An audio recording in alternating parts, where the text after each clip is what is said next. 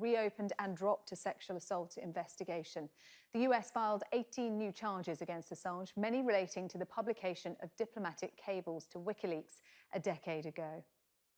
If found guilty, Assange could face up to 175 years in jail. Well, let's speak now to a founding member of Pink Floyd, Roger Waters, who's attending the Free Assange rally tomorrow. Hello to you, Roger. And those looking at the backdrop behind you, the Pig and Battersea Power Station might well recognise it from that iconic Animals album cover. Just tell me why you are taking part in this rally tomorrow. I'm taking part in the rally because Julian Assange is an extremely important journalist who has committed no crime except for one very minor bail infringement, and he's banged up in Belmarsh prison, very high security prison, and his health is worsening by the day, and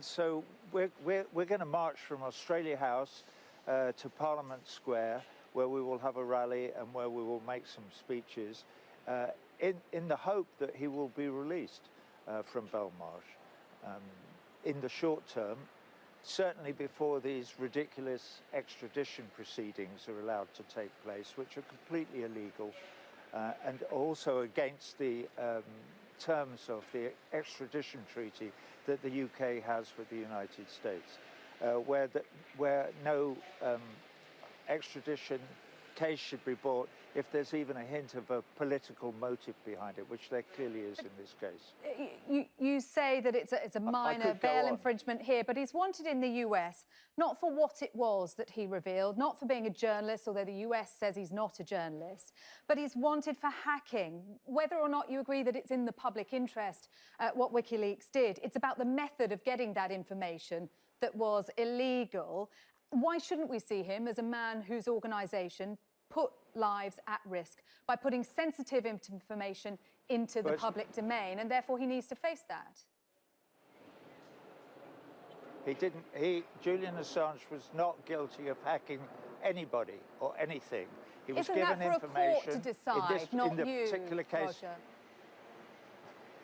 Roger? It would be for a court to decide if you would think that a court would give Julian Assange a fair trial. But you shouldn't bring anyone to trial unless you have evidence to support your view that he's committed a crime.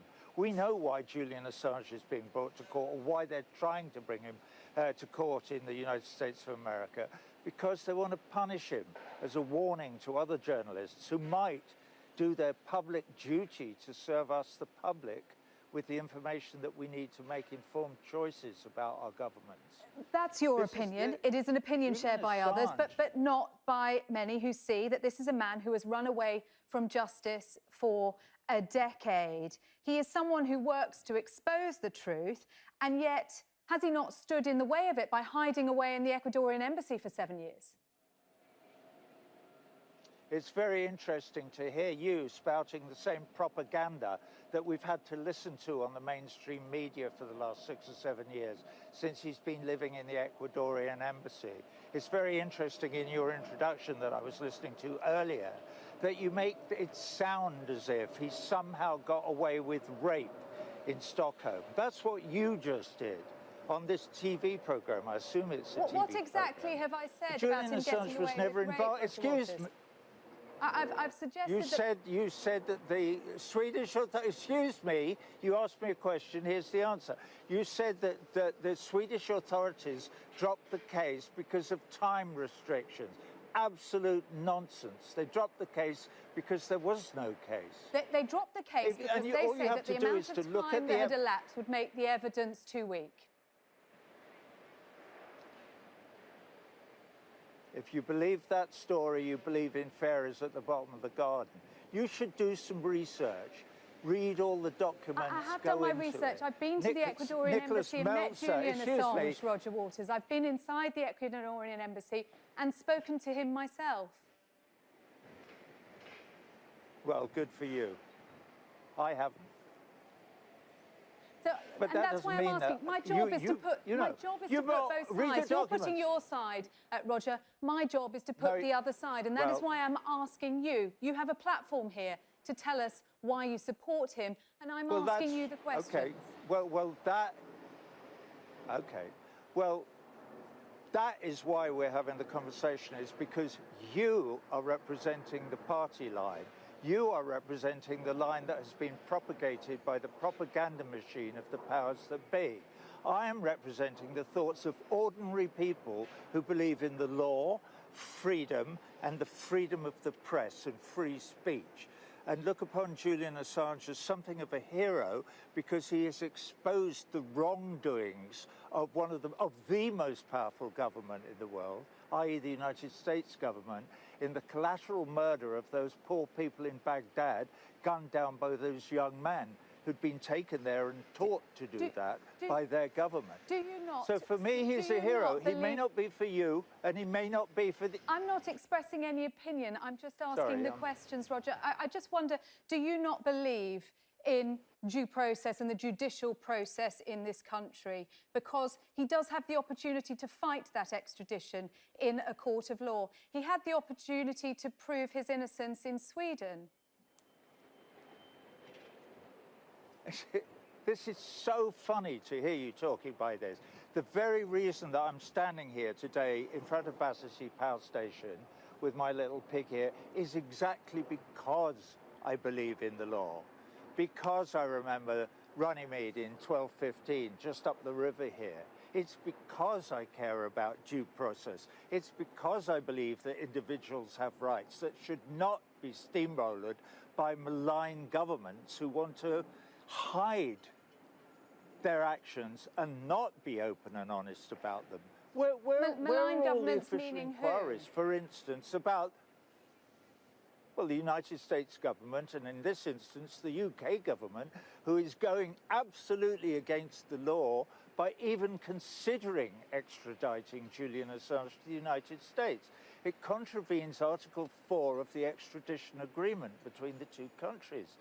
If there is any political motivation, excuse me, let me finish, motivation in a demand or request for extradition, the case should never be started.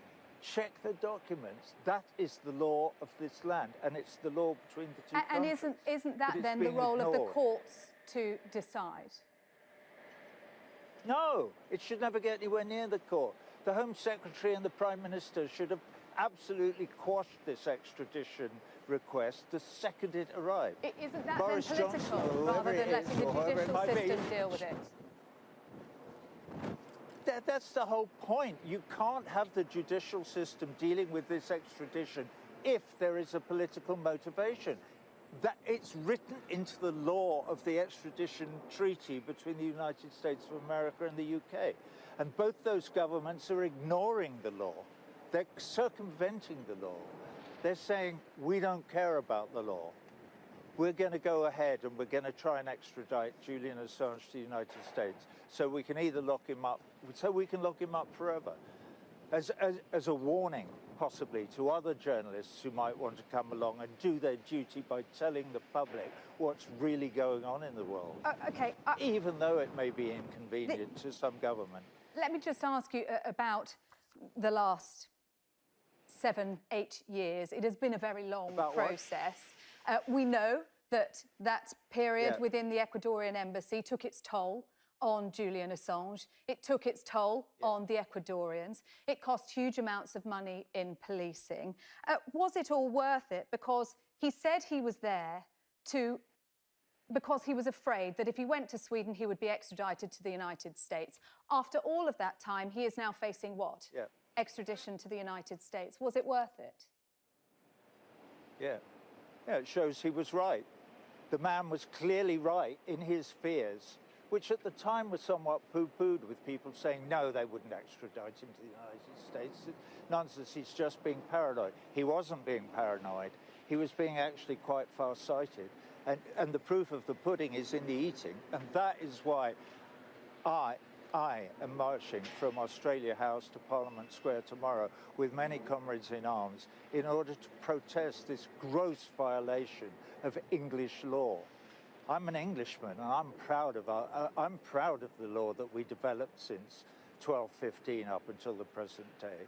You know, we're a country that used to abide by the laws of habeas corpus, for instance, which has now been thrown out with the bathwater, as witnessed by Guantanamo Bay and other places where people are not allowed due process and can be locked up forever with no recourse to any legal system. So this is about the law. This is a protest in favour of the rule of law. That is what is going on. Okay. That's why I'm here. Roger Waters, so thank it's you. interesting that you try and flip it. Goodbye. Okay. Roger Waters, thank you very much indeed. We are going to end it there because we're going to go live.